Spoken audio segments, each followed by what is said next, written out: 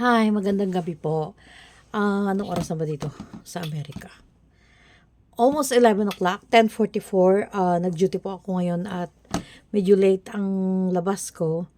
Kaya, actually nag-isip ako, mag-vlog ba ako today or hindi? Nisip ko na mag-vlog. At gusto ko lang munang ipakilala ang sarili ko sa inyo na aking mga subscribers na nagtitiwala na nag-subscribe po sa akin.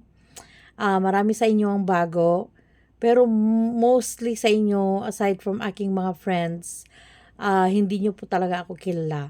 Bakit ko po ginagawa ang aking mga ginagawa?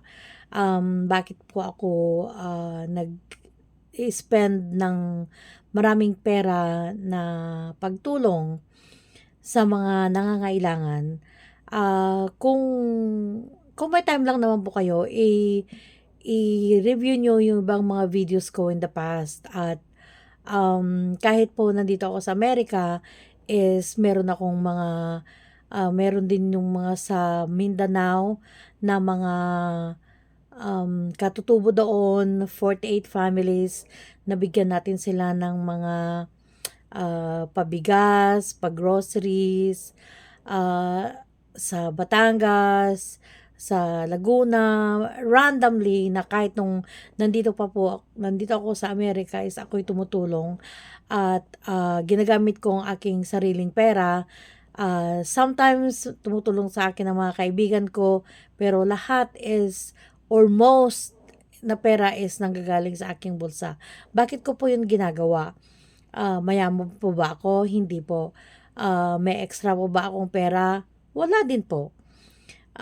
Kumbaga may binabayaran pa akong student loan, may binabayaran akong mortgage, car insurance, marami pong gastos dito sa Amerika pag ikay nandito. Pero bakit ko po ito ginagawa? Bakit ako nag-spend ng aking pera sa pagtulong? Um, Unang-una po, para magpapakilala muna ako sa inyo, isa sa mga number one na panukala ko sa buhay is galing sa salita ng Lord sa Proverbs na sabi doon, lending or helping others is lending to the Lord. Ang pagtulong sa iba ay parang pagpapautang sa Panginoon. So, yung pag-utang babayaran. Ngayon, siguradong babayaran dahil galing kay Lord. Kumbaga yun ang isa. Pangalawa po, pinagdaanan ko kung paano naging mahirap. Pangatlo po na ito po ngayon ang a-address ko ngayong gabi. Siguro yung mga ibang mga kwento ko sa mga susunod. Pero 2020 po, November 2020, na-diagnose po ako ng breast cancer na tamang-tama po na magpa-pandemic. Um, Kasi sa nursing ako, alam niyo po ba 'pag hindi ka pa talaga na-diagnose o hindi mo pa naranasan talaga ang magkaroon ng cancer is wala kang kumbaga, okay 'pag mga pasyente mo lang, 'pag hindi pa nangyari sa'yo, hindi mo talaga alam kung ano talaga ang puwede mong maramdaman pala 'pag ikaw ay ma-diagnose ng cancer.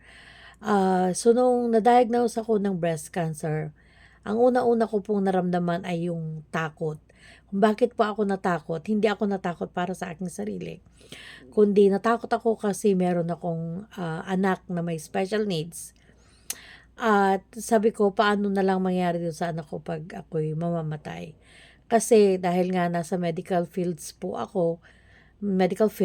so alam ko po na once may cancer ka, ang isang paa mo is already nasa hukay. Pero by the grace of God, sa pamamagitan ng biyaya ng Panginoon talaga, um, unang-una, salamat at nandito ako sa Amerika. Pangalawa is, di ko alam kung, naagapan, pagpalagay nating naagapan. Pero stage 2B na yun eh. Um, Pero ang talagang nagpagaling sa akin ay si Lord.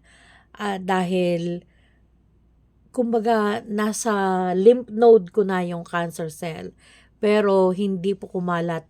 Nasa lymph node po siya pero namatay po yung cancer cell na nasa lymph node. Lahat po yon is nakita sa laboratory, nakita sa biopsy, yun po, kaya napagdaanan ko yun.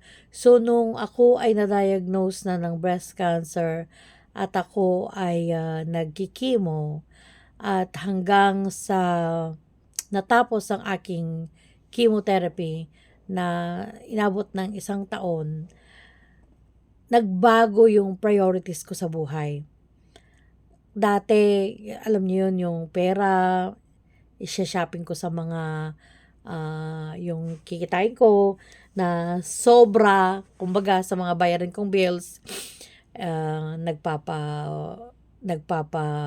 manicure ako ng mamahalin, nag-foot spa, na every month nag-i-spend ako ng $180 para sa foot spa and manicure. Kung ano-ano po, mga walang kapararakang pagkagastusan. Okay lang naman yung magpa-foot spa, okay lang naman yung mani-pedi paminsan-minsan, pero yung ginagawa ko na siyang every month, ganon. And then, namimili ng mga designers, ng mga bags, mga sapatos, mga damit. Kasi sa totoo lang, kapag ikay bumili ng, let's say, yung isang bag na worth $4,000, eh, ilang beses mo lang gustong gamitin yun, gusto mo na naman ng bago. So, wala pong katapusan ng mga paggagastos ang ginagawa ko dati. Nung ako'y na-diagnose ng breast cancer at ako ay pinagaling ni Lord, doon po ako, at habang ako'y nanonood, sa totoo lang, pinapanood ko ang si King Lax at saka ang Wildlife Brothers. Sila po talaga, I have to be honest, sila po talaga yung pinapanood ko. At doon, sa Wildlife Brothers, bago pa lang sila noon, at siguro mga nakatatlo, apat na padala din ako sa kanila na natulungan kung sino yung fini-feature nila. Yun, doon ako po nag-umpisa hanggang naisip ko na, bakit hindi ko gawin ng sarili ko na magbigay ng tulong. So yun, marami na po akong natulungan, mga kaibigan ko ang nagbigay din ng mga contributions nila at sa pagtulong. Yun po kung bakit ako nag-umpisa. Hanggang nakita ko si Pugong Biyahero, nakikita-kita ko lang siya sa feed ko, sa wall ko sa YouTube. Pero nakikita ko yung pagpupunta niya sa bundok, pero hindi ko siya talaga pinapanood. Nakikita ko lang. Hanggang nakita ko na yung nagbabash na sa kanya, na yung, kilala niyo si Beth ba yun? Hindi ko doon ako nag-umpisa na, wait, sandali, parang hindi yata maganda na binabash ang isang tao na ginagawa ang lahat ng bagay para makatulong, na binibigay ang kanyang time, ang kanyang effort, ang kanyang safety net, just to help, and then ibabash ng ganun. So, doon po, nag-umpisa talaga rin na some of you na nakilala ko. Pero, ayun po, kasi 'pag napunta ka na sa bingit ng kamatayan, maiisip mo, aanhin mo pa ang pera na alam niyo yun, na ibibili lang sa walang mga kapararakang bagay. Samantala kung itutulong mo sa nangangailangan, at least ano man ang mangyari sa'yo, kunin ka na ni Lord or hindi mo na or time mo na para umalis sa mundo, at least nakaiwan, yun ang naisip ko, at least nakaiwan ako ng magandang bagay sa mga tao, na hindi yung ibibili ko ng mga Louis Vuitton ko, mga Gucci na mga bags, kung ano-ano mga pinagbibili ko in the past. So yun, kung may extra na, na tinutulong na lang. Kaya maraming salamat po sa inyo. Yun, gusto ko lang pong ipakilala ang isang yugto ng buhay ko. So, from 2020 na-diagnose ako ng breast cancer. Nag 1 year chemotherapy ako. At sa biyaya ng ating Panginoon, ako po ay gumaling. Natanggal ang isang breast ko. Ngayon is binabantayan yung isa, making sure na may mammogram, may ultrasound every year na nangyayari. At every 6 months, pinupuntahan ko pa rin ang aking cancer doctor. Kaya yun po, kaya um, masyadong mababaw talaga ang luha ko pag nakakakita ko ng mga taong naghihirap kasi napagdaanan ko yun, you know. So, siguro sa susunod na naman na ikwento ko yung part ng buhay ko na yun, kung papanoorin niyo pa po ako. Para makilala niyo po kung sino si Nurse Nora. Para, yun po muna siguro ang i-vlog ko for now. Ang aking buhay para yung makilala kasi very colorful ang aking life. Kaya, ang laki pong pasalamat ko sa inyong mga nanonood, sa inyong mga nag-subscribe sa akin. Kasi, sino po ba naman ako? Pero, maraming salamat po sa inyo.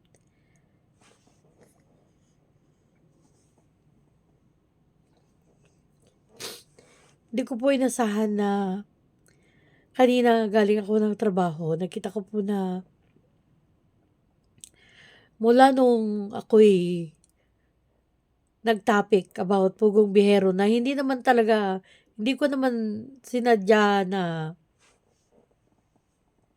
magiging ganun ang resulta. So,